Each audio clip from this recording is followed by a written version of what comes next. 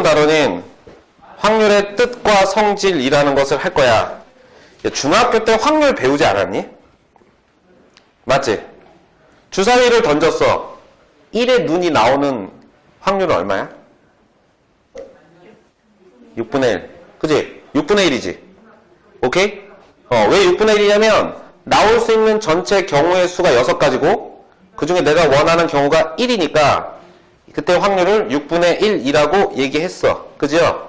그래서 여기서 우리가 해야 될 게 뭐냐면 고등학교에서 하는 확률은 중학교에서 배우는 확률과 사실 크게 다르진 않아.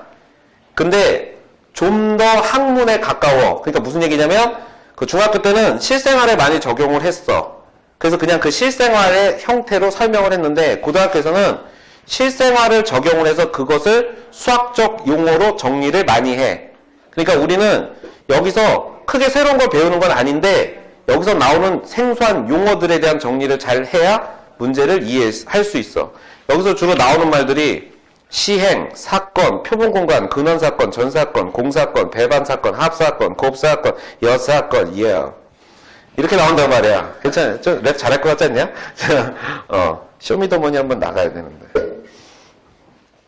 자, 그래서 이 다양한 용어들이 문제 속에서 들어갈 텐데 그 용어들에 대한 정리를 좀 잘 하셔야 됩니다. 그래서 챕터 보면 이 챕터가 두 개로 구성되어 있어. 첫 번째는 시행과 사건이라는 것을 설명하는 챕터, 두 번째는 확률의 뜻, 이렇게 해서 확률에 대해서 설명하는 챕터. 그러니까 단원이 확률인데 처음에 일단 첫 번째 소단원에서는 뭐만 하고 있는 거야? 용어 정리만 계속 하고 있는 거야. 그리고 두 번째에서는 그럼 확률 한번 구해봐, 이렇게 설명하고 있습니다. 그러니까 용어 정리를 잘 하시면 이 단어는 아주 쉽게 물 흐르듯이 자연스럽게 넘어갈 수 있어요. 교과서 상에는 이 챕터가 되게 짧을 거야. 2장 정도 될걸? 2장 정도 될 거야. 그러니까 용어 한 줄로 쫙 써놓고 끝! 이런 식으로 돼 있어. 그러니까 용어를 좀 잘 기억하면 돼. 영어의 단어와 같은 거라고 생각하시면 됩니다. 첫 번째는 이제 시행. 시행이라는 말이 나와. 시행. 시행. 우리가 아까 주사위 얘기했었지. 주사위를 딱 던져. 이것을 시행이라고 해. 한 번 던져. 무슨 얘기냐면 어떠한 조건에서 내가 할 수 있는 그 행위의 과정을 시행이라고 얘기하는 거야. 쉽게 말하면 선생님 주탱이 깐다. 표현이 너무 저급했어. 미안해요. 선비 같으신 분이. 자, 세진을 내가 때리러 가. 지금 이 과정 있지? 이걸 시행이라고 그러는 거야. 그래서 세진이가 막았어. 막았대요. 막으면 안 되지. 맞았어. 그래서 코피 팍 났어. 그게 뭐야? 내가 주먹을 휘두른 결과지. 그러니까 내가 어떠한 행위를 했어. 그 과정을 시행이라고 하는 거야. 그리고 또 그 시행의 결과, 코피 빵, 코피 났어요. 이렇게 되잖아. 그 시행의 결과를 우리는 사건이라고 얘기하는 거야. 오케이? 이해 가요? 그러니까 주사위를 던져. 이 던지는 행위를 시행. 그래서 우리가 이렇게 얘기해. 주사위를 1회 시행하여. 그럼 무슨 뜻? 한 번 던졌을 때 1이 나왔다? 그게 바로 뭐야? 결과. 그지? 그것을 우리는 사건이라고 얘기합니다. 오케이? 이해 가죠? 그럼 이때 주사위를 던질 때 나올 수 있는 경우는 뭐 있어? 1, 2, 3, 4, 5, 6, 6개밖에 없지. 이것을 하나의 집합으로 1, 2, 3, 4, 5, 6 이렇게 얘기하면 이것을 이제 내가 어떠한 시행을 할 때 발생할 수 있는 모든 경우지. 이런 것을 우리는 S라고 표현할 거고 얘를 우리가 앞으로 표본 공간이라고 얘기할 거야. 오케이?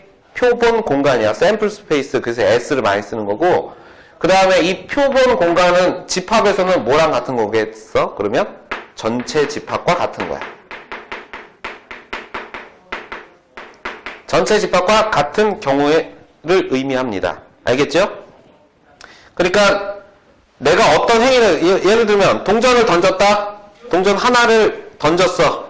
그럼 표본 공간은 뭐가 되는 거야? 앞면, 뒷면 이렇게 되는 거지.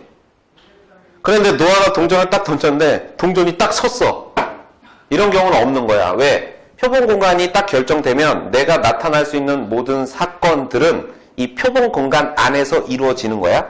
그럼 수학에서는 이것에 대한 예외 경우를 두지 않는 거지. 오케이? 그냥 동전을 던졌을 때 나올 수 있는 표본 공간은 앞면, 뒷면 두 개뿐이야 라고 하는 순간 동전을 딱 던졌는데 친구 아싸! 그리고 가서 매점 던졌는데 서부의 총잘 빵 써서 총 없어져. 이런 거 안 된다고. 오케이? 무슨 말인지 이해가죠? 그 안에서 이루어지는 거야. 오케이? 이것을 우리가 다른 말로 어떠한 시행의 결과의 사건들이지.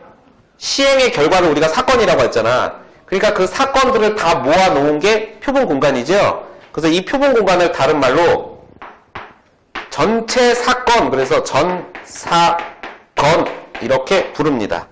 같은 뜻으로 혼용해서 쓰시면 돼요. 알겠지? 오케이? 그 다음에 두 번째. 그럼 이때 이 실제 사건은 이거 하나씩 일어나는 거지. 그래서 이 표본 공간 S라는 이 집합에 원소가 하나인 집합들이 있지. 부분 집합들이 있지. 이렇게. 총 몇 개 있어? 몇 개? 6개 있겠지? 이 원소가 하나인 부분 집합을 우리가 뭐라고 얘기하냐면 근, 원, 사, 건이라고 얘기합니다. 그러니까 말의 뉘앙스는 이런 거야. 어떤 행위를 한 번 할 때 나올 수 있는 사건의 결과는 한 가지밖에 없지. 그러니까 나올 수 있는 건 사실 예거나 예거니까 이때 얘를 우리는 근원 사건이라고 얘기해. 그러니까 주사위 던졌을 때 나올 수 있는 근원 사건의 총 개수는 6가지가 발생할 수 있다. 우리가 이렇게 얘기하잖아. 그래서 이 근원 사건은 전체 표본 공간의 원소의 개수와 항상 일치합니다. 근원 사건의 개수는. 오케이? 전 사건은 뭐랑 같다고 그랬지? 표본 공간하고 같다고 그랬죠? 집합에선 전체 집합이라는 뜻이야. 이 사건이라는 표현을 집합이라는 말로 바꾸면 집합에서 사용되는 용어랑 상당히 많이 일치하니까 헷갈리면 그렇게 보시면 돼요. 그러면 공사건이라는 것도 있어. 공사건. 공사건은 뭐게? 사건을 집합으로 바꿔와. 그럼 뭐냐?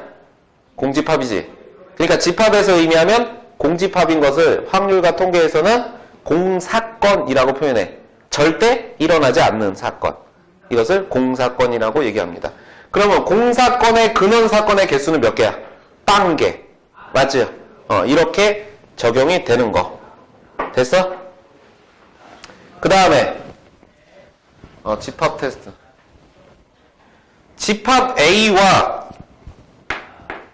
집합 B가 있어. 집합이야 지금. 집합 A와 집합 B의 교집합이 공집합이다. 이걸 우리는 집합에서 뭐라고 부르니? 서로 소라고 부르지.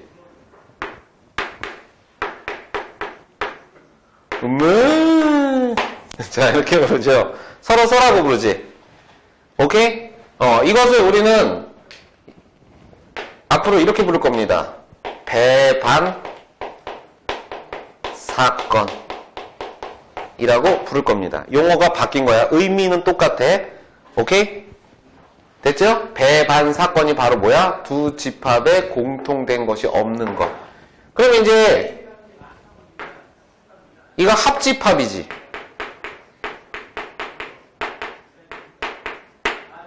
그럼 얘는 여기서 뭐라고 부르겠어? 합 사건 이렇게 부릅니다. 교집합이지. 교사건 이렇게 하지 않고 우리가 경우의 수가 할 때는 어떠한 두 사건이 동시에 일어난다고 하면 둘을 곱하지. 그지? 그래서 이때 얘는 더하는 사건이고 얘는 곱하는 사건. 그래서 곱사건이라고 부릅니다. 오케이? 용어가 바뀐 거야. 의미는 똑같아. 자, 그 다음에 얘는 A의 여집합이지. 오케이? 그럼 얘는 A의 뭘까? 여사건 이렇게 표현이 바뀝니다. 됐어? 정리하는 거야? 그러면 이때 A와 B가 배반 사건이다라는 것을 읽을 때 이렇게 읽는 거야. A와 B가 곱사건인 경우는 공사건이다. 이렇게 읽는 게 맞지? 맞아? 바르게 읽는 거. 근데 이거를 실제로 학교 선생님들도 그냥 야 A 교집합 B가 공집합이니까 공사건이야 이렇게 그냥 얘기해버리셔. 상관없어. 우리가 말로 쓰는 데 있어서는 전혀 상관없는 거야. 의미가 같기 때문에 그냥 정확히 읽으면 뭐라고? 그래서 보통 A 곱 B는 공사건 이렇게 읽거든? 그냥 하다 보면 A 교집합 B가 뭐야? 공사건이요. 공집합이요. 막 이렇게 혼용해서 써도 상관은 없습니다. 의미만 알고 있으시면 돼요. 알겠지? 이게 바로 이제 여기서 확률에서, 경우에서에서 나오는 가장 기본적인 얘기야. 시행이 뭐라고? 어떤 일을 하는 행위. 그지? 주로 우리는 반복 시행에 대한 얘기를 할 거야. 동일한 것을 여러 번 반복하는 얘기. 시행, 그 다음에 그 시행의 결과를 우리는 사건이라고 얘기하고, 그 사건, 나올 수 있는 모든 사건의 경우를 표본 공간 또는 전사건 이렇게 얘기했다. 그 표본 공간의 원소 하나하나를 우리는 근원 사건이라고 얘기하고, 그때 그 근원 사건의 개수는 표본 공간의 원소의 개수와 같다. 이런 얘기를 한 겁니다. 오케이, 이해가죠? 절대 일어나지 않는 사건, 공집합, 즉 공사건이라고 얘기하고, 집합에서 A와 B가 서로 소인 것을 우리는 집합에서는 배반 사건이다 라고 부릅니다. 오케이? 그리고 합집합을 합사건, 교집합을 곱사건, 그 다음에 여집합을 여사건이라고 부른다 라고 정리하시면 이 얘기가 쭉 해서 처음부터 156페이지까지 얘기가 된 겁니다. 간단하죠? 용어만 줄줄이 정리 잘 하시면 됩니다. 그래서 이제 여기서 얘기하는 157하고 158페이지에서의 이 녀석의 얘기는 졸려? 157페이지와 158페이지의 얘기는 필수예제 1번 시행 용어 정리 얘기야. 잠들어라. 잠들어라. 여기 봐. 계속 봐. 계속 봐. 혹시 그 동그라미 증후군 뭐 그런 거 있는 거 아니지? 이러면 이거 공포를 느낀다고 그래서. 무서워. 이렇게 된대. 나 말고. 자, 필수예제 1번. 필수예제 1번은 용어 정리하는 거야. 그러니까 필수예제 1번하고 2번은 용어 정리하는 단계니까 이 문제가 시험에 나온다고 보시면 안 됩니다. 그냥 용어를 정리하는 단계니까. 한 개의 주사위를 던지는 시행에서 표본 공간을 S라고 했대. 그럼 표본 공간 S는 1, 2, 3, 4, 5, 6이라고 얘기하면 되고, 그 다음 홀수의 눈이 나오는 사건은 A라고 하면 홀수의 눈이 나오는 사건은 1, 3, 5 이렇게 얘기하면 되고요. 그 다음 소수의 눈이 나오는 사건은 B. 그럼 소수의 눈은 뭐야? 2, 3, 5. 야, 우리가 알고 있는 자연수는 소수와 뭐로 구별돼 있어? 소수. 소수 친구 누구야? 합성수. 그 다음 또 뭐 있어? 1. 1은 소수야, 합성수야? 소수도 아니고 합성수도 아니지. 좀 알고 있자? 그거 몰라서 못 풀까봐. 자, 1번. 1번 뭐라고 했냐? A 두 사건 A와 B의 합사건을 구하래. 뭐 얘기하는 거야? A 합집합 B의 경우의 수를 구하래요. 그냥 뭐라고 쓰면 돼? 1, 2, 3, 5 이렇게 쓰시면 돼요. 매우 어려운 문제, 심화 문제를 풀고 있어요.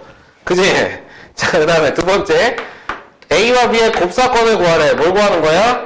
교집합 구하는 거잖아. 그지? 그럼 교집합 뭐 있어? 3하고 5.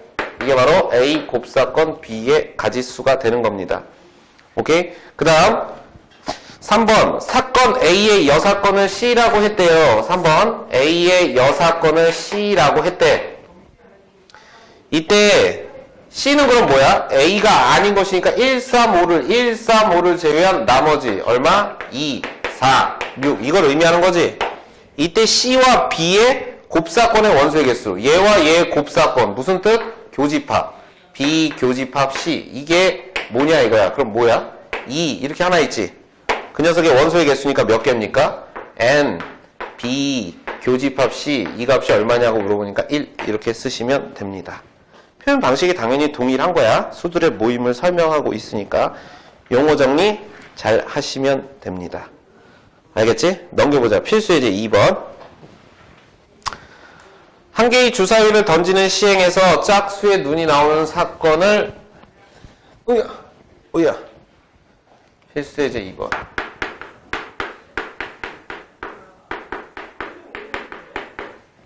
첫 번째, 주사위를 던졌을 때 짝수의 눈 2, 4, 6.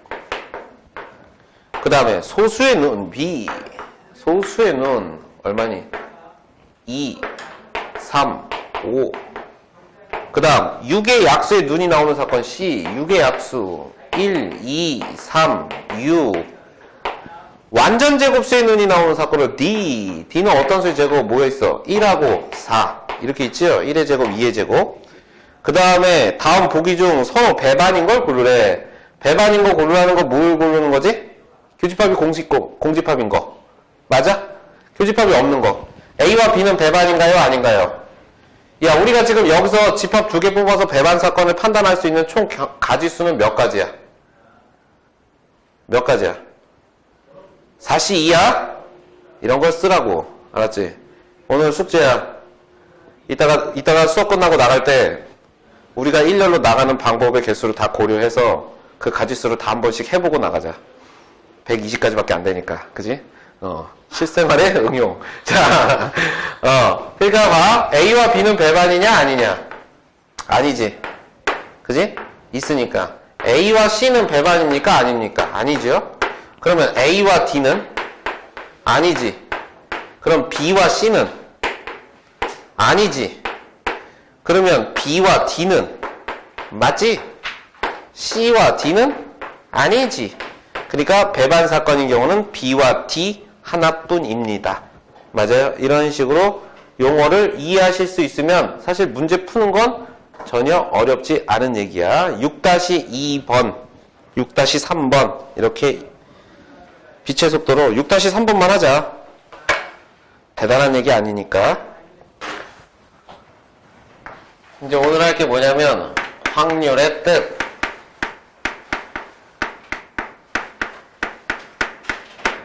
자, 확률의 뜻을 합니다.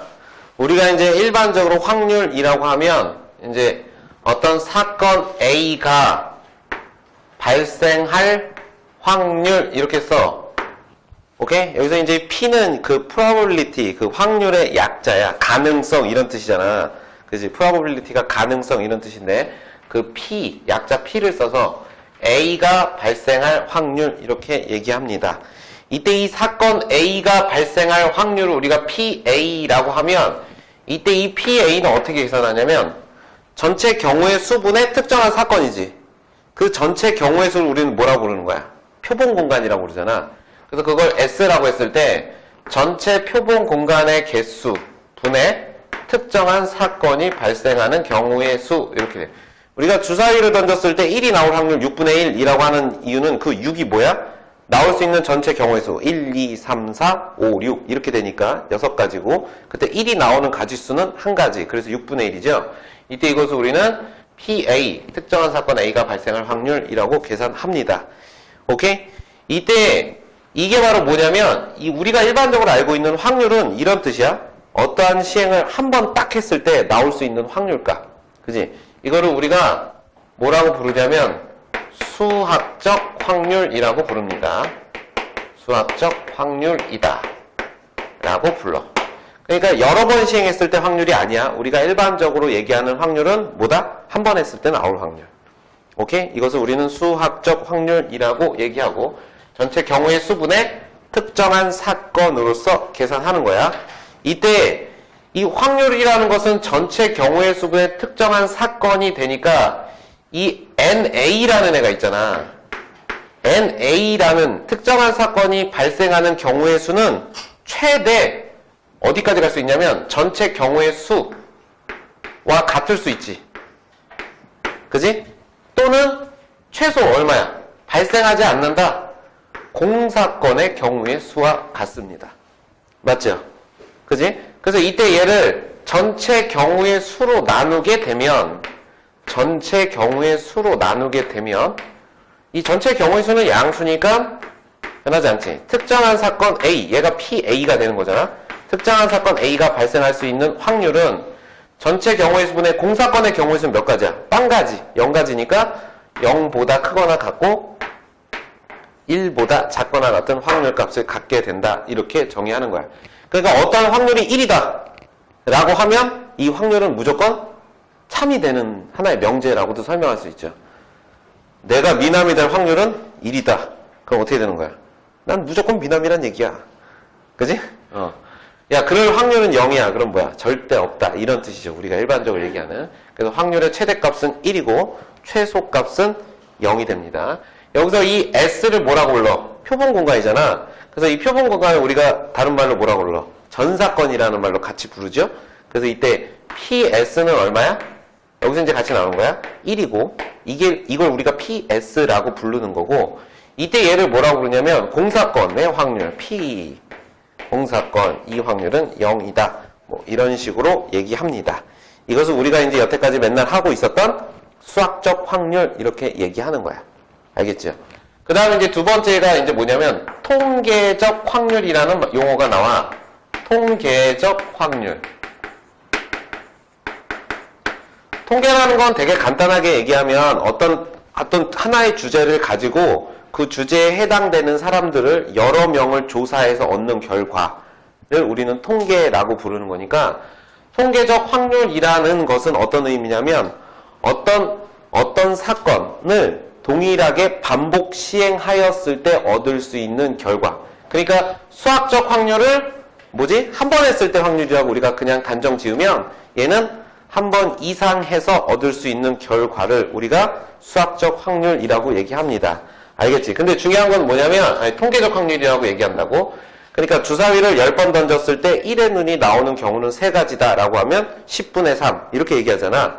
그지? 1의 눈이 나오는 확률은 10분의 3. 이것을 우리는 통계적 확률이라고 얘기하고, 이것을 이제 똑같은 개념인데 그냥 여러 번 시행했다.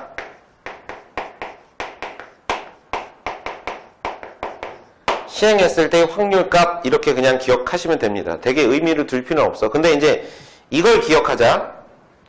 어떤 시행을 n번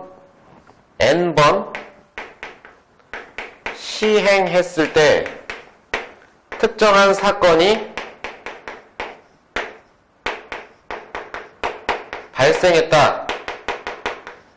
n번 시행했을 때 특정한 사건이 R에 n번 발생했다라고 하면 이때 통계적 확률은 n분의 Rn인 거야, 그냥. 맞지? 전체 n번 중에 그 중에 내가 원하는 결과가 R번 이렇게 나왔던데, 이때 이것을 우리가 극한의 개념으로 써서 n이 무한대로 간 때 n분의 Rn 이렇게 되면 이거 어떻게 될까? 얘는 뭐가 될까? 얘는 뭐가 될까? 이게 무슨 뜻일까? n이 무한대로 간다는 건 시행 횟수를 충분히 크게 했다는 거지. 주사위를 10번 던질 걸 100번, 1000번, 만번, 뭐 억번, 조번 막 이렇게 던졌을 때 내가 원하는 결과도 계속 늘어나겠죠. 그지? 그래서 이때의 확률, 이것을 우리는 뭐라고 정의하냐면 PA라고 정의합니다. 무슨 뜻이야? PA는 뭐였죠, 우리가? 수학적 확률이었지. 그지? 그러니까 여기서 우리가 얘기하는 게 뭐냐면 한 번 시행했을 때 결과랑 여러 번 시행했을 때 결과는 일반적으로 같지 않은데, 이 여러 번 시행하는 이 시행 횟수를 충분히 크게 하면 결국 이 통계적 확률 값은 수학적 확률 값과 같아진다 라는 것을 이제 여기서 또 얘기하고 싶은 거야. 알겠지? 근데 이제 단편적으로 충분히 큰 게 언젠데요 라고 이제 얘기할 때 이 뒤에서 충분히 크다의 정의도 따로 설명하게 되는 것. 오케이? 이것을 우리는 통계적 확률이라고 얘기합니다. 알겠죠? 대단한 얘기는 아니지. 그 다음에 이제 번외편으로 지난 시간에 우리가 노아가 한번 던져봤잖아. 빡! 던졌는데 어떻게 했어? 그 4개 중에 하나 맞췄지. 그러니까 기하학적 확률이라는 게 있어. 기하학적 확률이라는 게 있습니다. 되게 기하학적 확률, 우리가 실생활에서 가장 많이 보는 건 양궁이지, 양궁. 이렇게 양궁.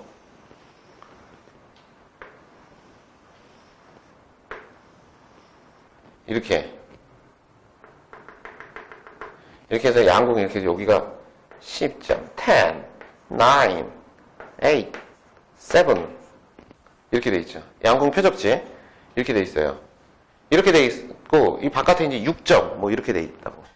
그래서 이제 전제는 뭐냐면 선수가 쏘는 거니까 양궁을 쏠 때 이 표적 밖으로 나가면 안 되고 무조건 이 안으로 들어온다고 할 때, 만약에 여기서부터 여기까지 길이가 여기가 1이고 여기가 1이고 여기가 1이고 여기가 1이라고 균일하다고 생각하자.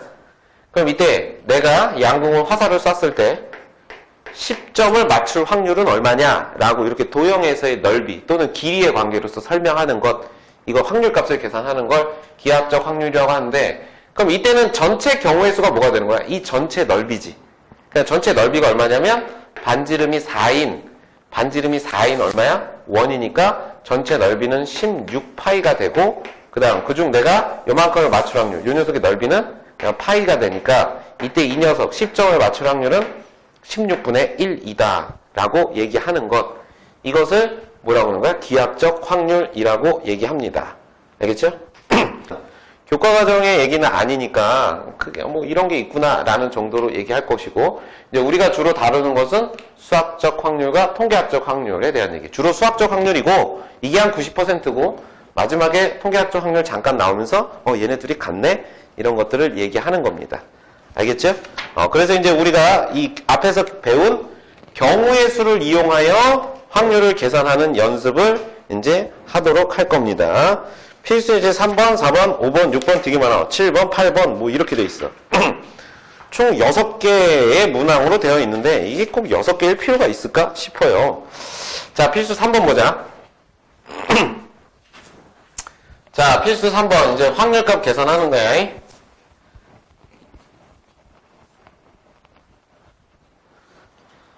자, 필수 3번 수학적 확률 첫 번째.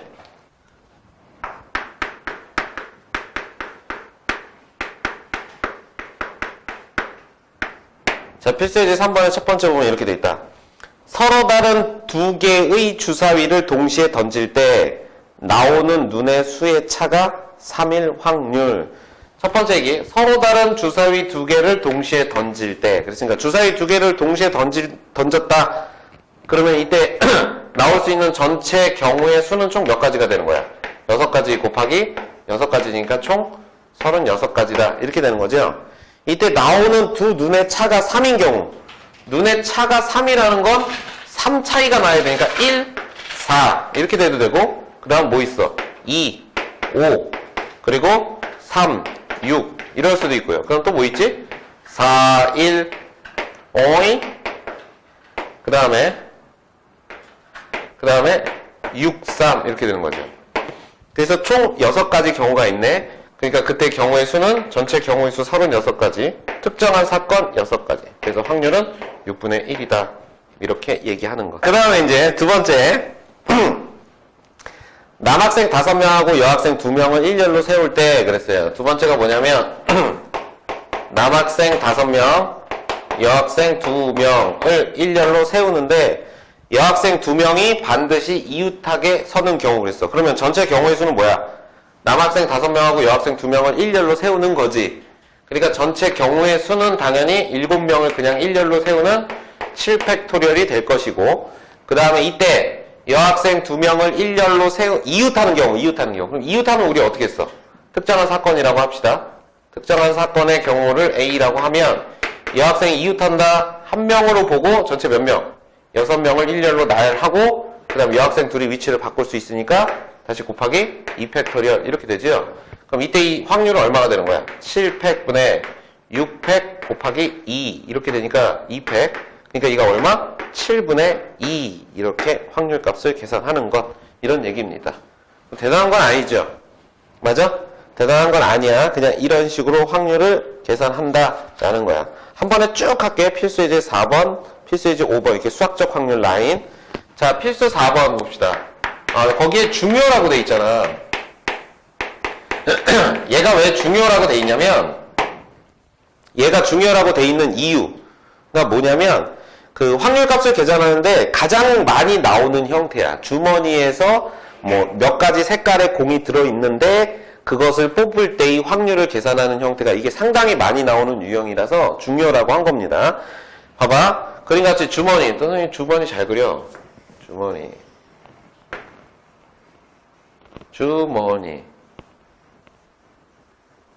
자, 주머니. 봤지? 자, 주머니에 뭐라 돼 있냐면 흰 공이 3개. 흰 공 3개, 그 다음에 노란 공 2개, 검은 공 5개. 이렇게 들어있대. 그럼 총 몇 개 들어있는 거야? 10개 들어있죠? 이 중에서 3개의 공을 꺼낼 거래. 3개의 공을 꺼낼 거래. 그럼 전제가 뭐야? 전체 경우의 수는 10개 중에 3개를 꺼낸다. 이렇게 되는 거죠. 오케이? 10개 중에 3개를 꺼내는 건데, 첫 번째는 3개 모두 검은 공. 3개 모두 검은 공이라는 건 그냥 여기 있는 5개의 검은 공 중 3개를 뽑았다지.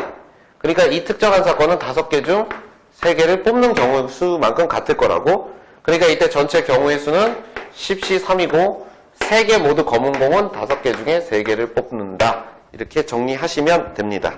오케이? 간단해요. 그 다음에 이제 두 번째는 뭐냐면 흰 공 2개, 노란 공 하나. 그럼 이렇게 하자고. 전체 경우의 수는 10C3이고 흰 공 2개는 뭐야? 3개 중에 2개 뽑았다는 거지.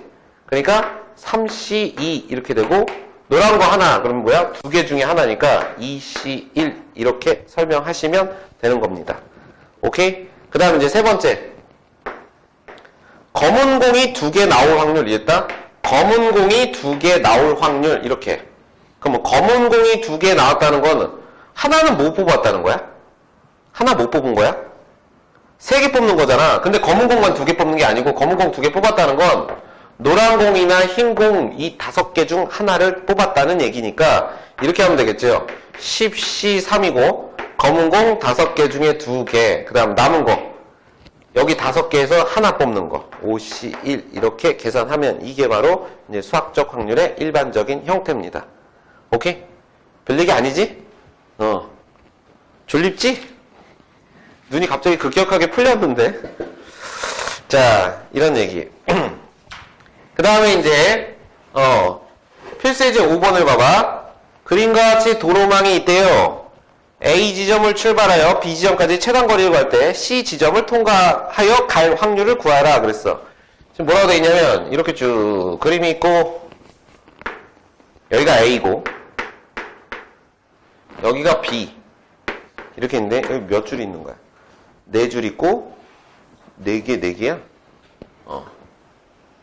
이렇게 4개가 있고요. 그리고 여기도 4개. 이렇게 있어. 되게 간단한 거지. 길찾기 뭐 많이 연습했어요. 여기가 C래.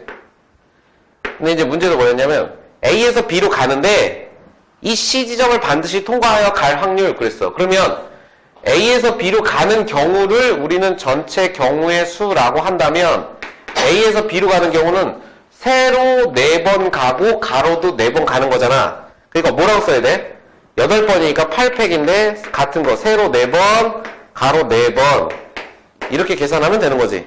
그지? 그리고 이제 C로 가는 경우로 했으니까 특정한 사건 A라고 한다면 이렇게 되는 거야. A에서 C로 가는 방법 곱하기 C에서 B로 가는 방법 이렇게 되는 거잖아. 그럼 A에서 C로 가는 방법은 몇 가지야? 하나, 둘, 3개 이렇게 있으니까 전체 3개 3팩 그 다음 2팩 정확히 얘기하면 1팩 이렇게 되는 거지. 그 다음 곱하기 C에서 B로 가면 하나, 둘, 셋, 넷, 5개니까 5팩 그 다음 2개, 3개니까 2팩, 3팩 이렇게 계산하면 이게 특정한 사건이니까 이거 분의 이거 이렇게 계산하시면 이게 바로 수학적 확률을 계산하시는 겁니다. 알겠죠? 뭐 대단한 건 아니지. 몇 개 한번 해보자. 그 6-6번하고 그 다음에 6-7, 8번 이렇게 세 문제를 해봅시다. 6-7번을 보자. 6-7번은 부모와 자녀를 포함하여 6명의 가족이 원탁에 들러앉을 때 그랬지. 유제 6-7번 문제. 6명이 원탁에 둘러앉으니까 일단 전체 경우의 수는 뭐가 되는 거니? 원탁이니까 6-1 팩토리얼 이렇게 되는 거죠. 5 팩토리얼 이게 전체 경우의 수야. 근데 이 중에서 뭐라고 했어? 부모가 서로 마주보고 앉는데 이 부하고 모가 서로 마주보고 앉았다. 이 무슨 뜻이야? 부모가 이렇게 앉아있는 경우가 세는 거야 안 세는 거야? 몇 가지야 이거? 한 가지밖에 없는 거지. 마주보고 이렇게 앉으면 그럼 이제 남은 아이들 몇 명이야? 4명이니까 이렇게 4명. 이 4명은 뭐 하면 돼? 자유롭게 앉으면 되니까 특정한 사건은 4팩토리얼 이렇게 정의하시면 돼요. 그지? 원순열의 이 1의 의미가 뭐라고? 특정한 한 명을 고정했을 텐데 아버지를 딱 고정하는 순간 엄마는 아이씨! 일로 이렇게 가는 거잖아. 그쵸? 그러니까 가질 수가 없는 거야. 한 가지. 그래서 전체 확률은 얼마다? 5팩분의 4팩. 그래서 5분의 4 이렇게 계산하시면 되는 거죠. 그 다음에 이제 두 번째 6-8번 A에서 B로의 대응 관계래요. 유제 6-8번 이렇게 보면 뭐라 되냐면 A가 1, 4 뭐야? A는 1, 3, 5 이렇게 돼 있고 슝.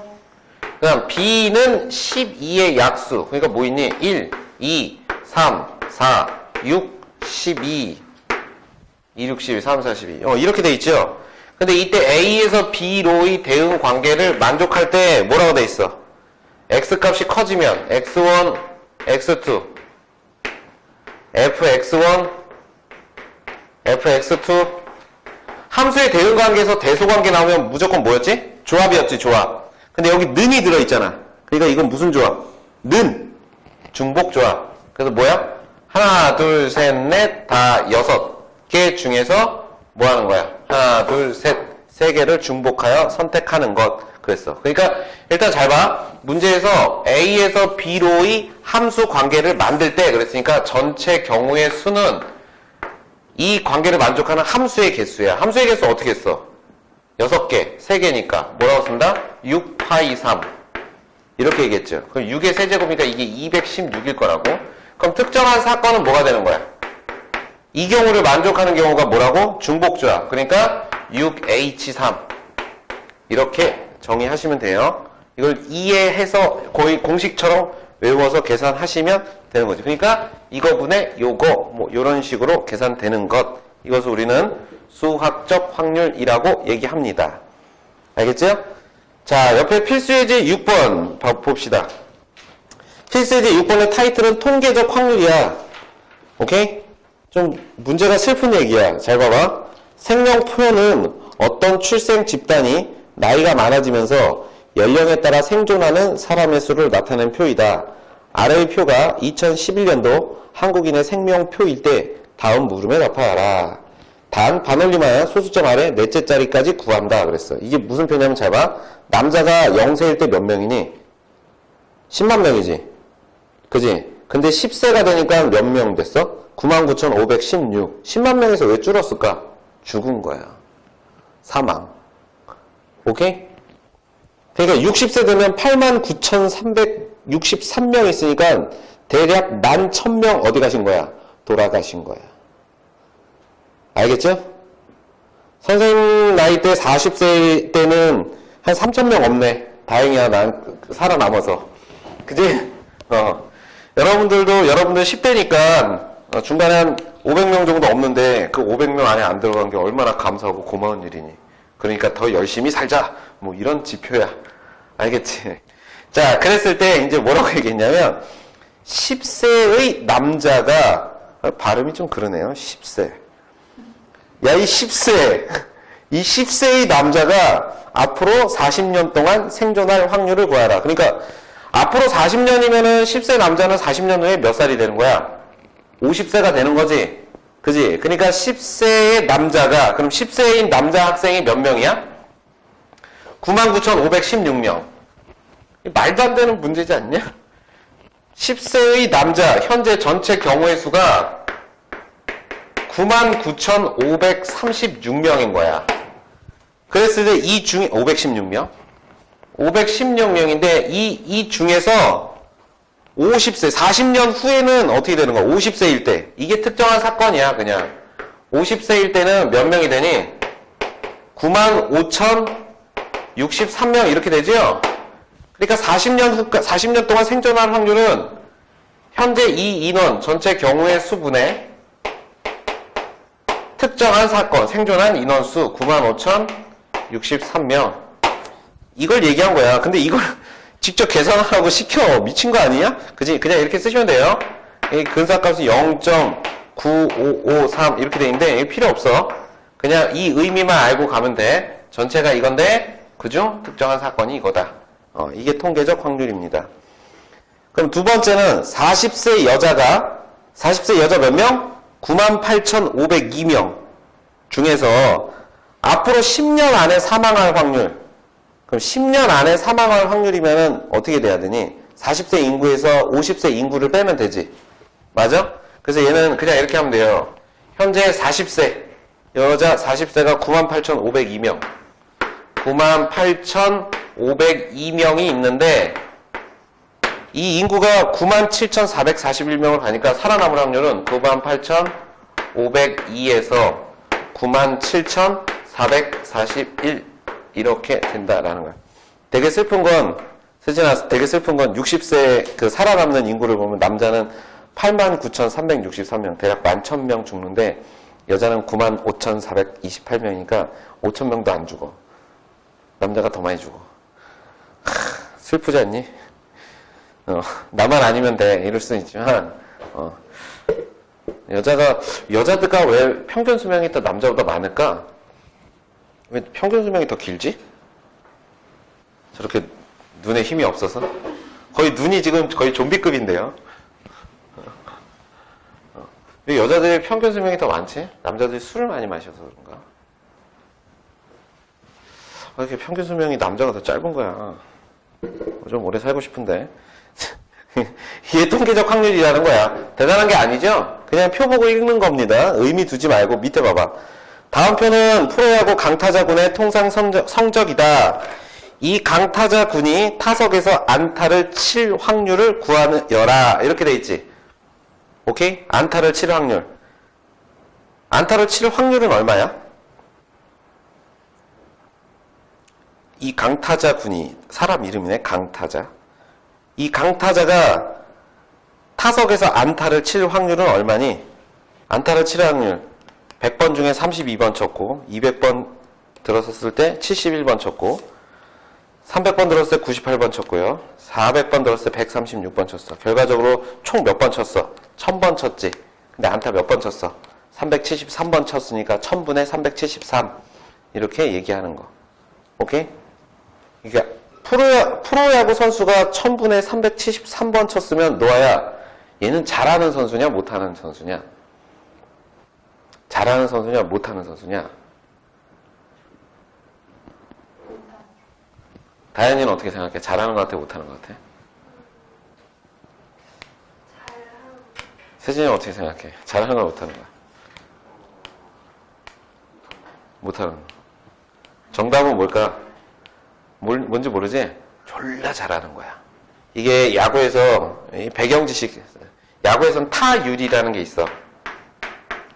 얘가 안타를 칠 확률을 타율이라고 불러. 근데 이 타율은 어떻게 계산하냐면 전체 타석수 중에서 총 타석수, 얘가 타석에 몇 번 들었냐. 타석이 뭐야? 공 치는데 이렇게 서 있는 거, 이거 몇 번 섰냐, 이게 타석이고, 이때 안타수, 이걸 타율이라고 얘기하는데 보통 타격왕이라고 해가지고 이 타율이 높은 사람을 상을 줘. 프로야구 1년 동안 리그를 경기를 한 다음에 타율이 높은 사람을 타격왕이라고 해서 상을 주거든? 근데 이때 이 타격왕들이 대부분 3할, 5푼 정도 쳐. 할푼 이런 거 들어봤지? 그러니까 이 3할 5푼이라는 건 뭐냐면 확률로 얘기하면 0.35 정도 치는 거야. 그럼 이 0.35면 100번 중에 35번 친다는 얘기지. 1000번 중엔 대략 350번 정도 치는데 얘는 1000번 중에 373번 쳤으니까 진짜 말 그대로 강타자야. 오케이? 그래서 프로야구에서 4할이라고 그래. 4할. 이게 100번 중에 10번 중에 4번 0.4니까 확률이 1000번 중에 400번 치는 거거든? 근데 전체를 놓고 보면 되게 별거 아닌 것 같지? 근데 이게 꿈의 타율이라고 불러. 엄청난 거죠? 진짜 강타자인 거야, 얘는. 잘 치는 애인 거야. 우리나라 프로야구 선수 중에 이 정도 치는 선수가 진짜 손에 꼽히니까. 이런 거. 이걸 우리는 타율이라고 부릅니다. 자, 넘겨봐. 그 다음에 이제 필수제 7번, 8번이에요. 의미 없는 문제들을 계속 풀고 있는 것 같은데. 그냥 이런 게 있다라고 해서 확률값을 계산하는 연습 정도로 하는 거야. 봐봐. 그림과 같이 선분 AB 위에 임의로 점 Q를 잡았을 때 AQ가 3분의 BQ가 될 확률을 구하라 라고 했어. 무슨 뜻이냐면 여기가 A가 있고 여기가 B가 이렇게 있는데 여기 어딘가에 이렇게 Q를 딱 잡았나 봐. 근데 이 조건을 만족해야 되는데 AQ가 뭐가 돼야 되냐면 3BQ 이렇게. 그러면 이게 무슨 뜻이냐면 BQ를 세배한 게 AQ와 일단 같은 경우 먼저 찾아보자고. BQ를 세배한 게 AQ와 같은 거. 그럼 이제 아주 심플하게 생각하면 이렇게 하면 되잖아요. 여기 이렇게 4등분 이렇게 딱 해놓고 여기에 Q가 이렇게 있었다고 쳐봐. 그럼 요 길이를 세배하면 얘랑 같지. 그지? 근데 요 길이를 세배했을 때 이게 더 크려면 Q가 여기서 점점 1로 가면 되지. 맞아? 그럼 Q는 어디 있어야 되니? Q는 어디 있으면 돼? 이 조건을 만족하려면 여기서부터 이 사이를 왔다 갔다 하면 되겠지. 오케이? 그럼 여기 있으면 안 되지. 그러니까 이 조건을 만족할 확률은 전체를 4등분 했을 때 Q가 3등분 하는 위치에 있으면 되는 거잖아. 그쵸? 그래서 이것을 우리는 전체 4개 중에서 Q는 3칸을 왔다 갔다 하면 된다. 그래서 4분의 3 이렇게 얘기하는 것. 이것을 우리는 기하학적 확률이라고 얘기합니다. 오케이? 이렇게 그냥 알고 있으면 돼. 그 밑에는 안 봐도 돼. 알았지? 그 다음에 발전 예제 8번 보자. 요거는 좀 알아두자. 뭐냐면 그 도형에서 삼각형이 될 확률을 계산하는 건데 이게 시리즈가 있어요. 첫 번째 시리즈가 뭐냐면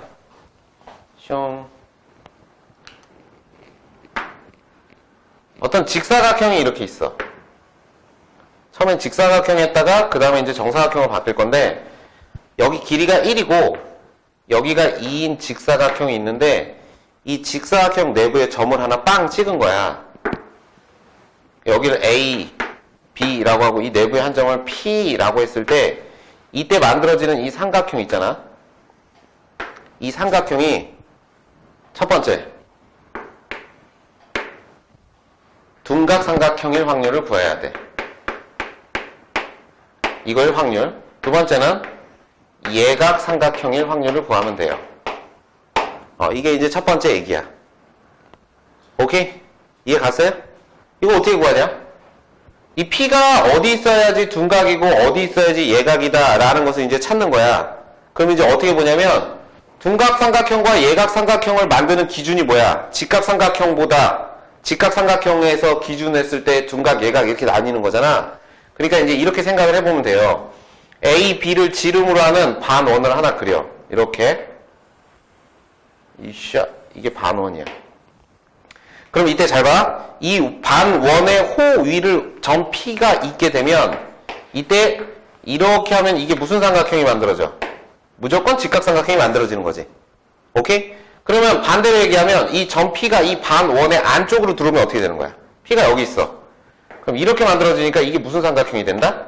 둔각삼각형이 되는 거야. 오케이? 그러니까 이 반원의 내부에 있으면 뭐가 만들어진다? 점 P가 둔각삼각형이 만들어지는 거야. 그럼 반대로 이 반원의 바깥쪽에 있으면 여기 쪽에 있으면 뭐가 되는 거야? 여기 있으면 예각삼각형이 만들어진다. 이게 원래 기본 얘기야. 그래서 요게 예각삼각형이 만들어지는 거야. 그러면 둔각삼각형이 될 확률 그러면 어떻게 되냐면 전체 점 P가 위치할 수 있는 전체 넓이는 2가 되지. 이거 분의 요 반원의 넓이가 바로 둔각삼각형일 확률이 되는 거야. 오케이? 이해가요? 그러면 전체 넓이는 얼마야? 2분의 요 반원의 넓이는 얼마니? 2분의 파이지. 그지? 그래서 얼마? 4분의 파이. 이게 바로 둔각삼각형일 확률 이렇게 얘기하면 되고 반대로 예각삼각형일 확률 그럼 어떻게 되냐면 전체 확률 2에서 요만큼이잖아. 요만큼. 그지? 그럼 이렇게 하면 돼요. 전체 확률 2에서 저 부분의 넓이 요 부분의 넓이가 얼마야? 모르지? 그럼 어떻게 하면 될까? 이렇게 하면 되죠? 이거 빼면 그지? 전체 확률 1에서 뭘 빼? 둔각삼각형일 확률 4분의 파이를 빼면 바로 예각삼각형일 확률이 나오게 됩니다. 알겠죠?